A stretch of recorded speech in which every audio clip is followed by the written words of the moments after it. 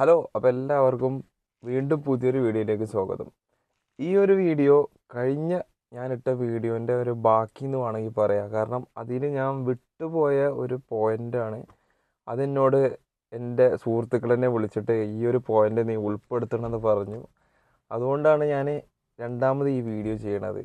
അപ്പോൾ എൻ്റെ കഴിഞ്ഞ വീഡിയോ കാണാത്ത ആൾക്കാർക്ക് ഞാൻ അതിൻ്റെ ലിങ്ക് ഇവിടെ ഈ വീഡിയോൻ്റെ ഡിസ്ക്രിപ്ഷനിൽ പിൻ ചെയ്ത് വെക്കാം. അപ്പോൾ നിങ്ങൾക്ക് ആ വീഡിയോയും കാണാം. അപ്പോൾ വീഡിയോയിലേക്ക് കിടക്കാം ഡയറക്റ്റായിട്ട്.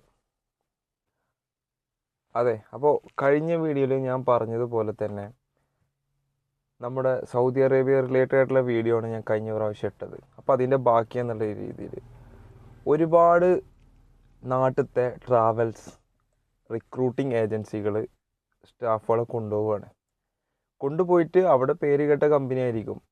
ഒരു ഉദാഹരണം പറയുകയാണെന്നുണ്ടെങ്കിൽ അൽമറായി എന്നായിരിക്കും എഴുതി കാണിക്കുക. അപ്പോൾ അൽമറായി കണ്ടിട്ട് ആൾക്കാർ വേഗം ഓടിച്ചാടി പോകും. നല്ല കമ്പനിയാണ്, എല്ലാ ഭാഗത്തുള്ള കമ്പനിയാണ്, GCCയിലും മൊത്തം ഉണ്ട് എന്ന് പറഞ്ഞ് ഓടിച്ചാടി പോകും. നോക്കുമ്പോൾ അൽമറായിൻ്റെ കമ്പനിയിലേക്കായിരിക്കും പോണത്, ജോലി ചെയ്യണത്. പക്ഷെ നമ്മുടെ വിസ അൽമറായിൻ്റെ ആവില്ല, ഏതെങ്കിലും ഒരു സപ്ലൈ കമ്പനീൻ്റെ ആയിരിക്കും വിസ വരുന്നത്.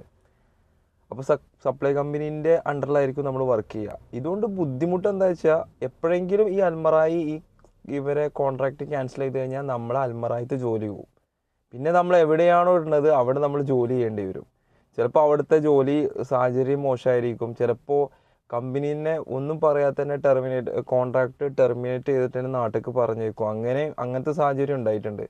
അപ്പോൾ എന്താ വെച്ചാൽ ഇനി പോകുന്ന ആൾക്കാർ കറക്റ്റായിട്ട് അന്വേഷിച്ചിട്ട് എഴുതി മേടിക്കുക. കറക്റ്റ് കമ്പനിക്ക് തന്നെയാണ്. അല്ലാന്നുണ്ടെങ്കിൽ ഞങ്ങൾക്ക് പറയണ നഷ്ടപരിഹാരം തരേണ്ടി വരും എന്നൊക്കെ പറഞ്ഞിട്ട് അങ്ങനെയൊക്കെ പറഞ്ഞത്രത്തോളം ഇതുണ്ടെന്ന് അറിയില്ല. എന്തായാലും പോകുന്നതിന് മുന്നേ ശ്രദ്ധിക്കുക. പ്രത്യേകിച്ച് വലിയ വലിയ കമ്പനിയിൽ ജോബിനായിട്ട് പോകുമ്പോൾ ശരിക്കും ശ്രദ്ധിക്കണം. കാരണം അത് ചിലപ്പോൾ സപ്ലൈ കമ്പനി ആയിരിക്കാം.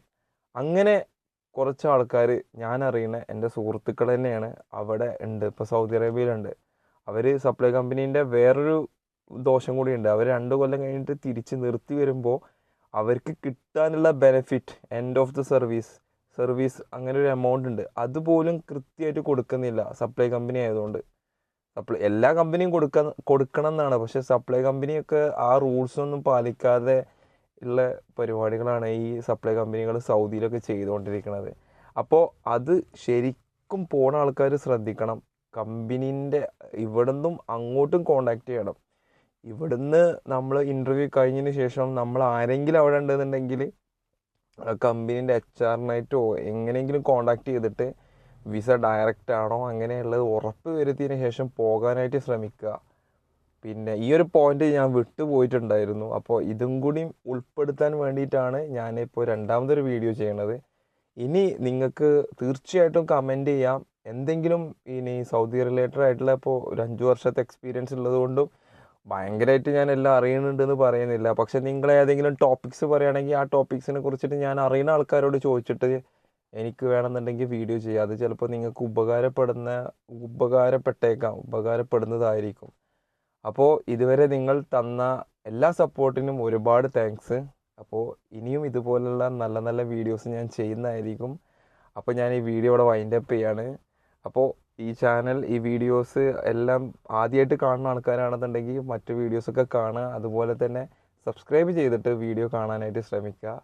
അപ്പോൾ എല്ലാവർക്കും ബൈ.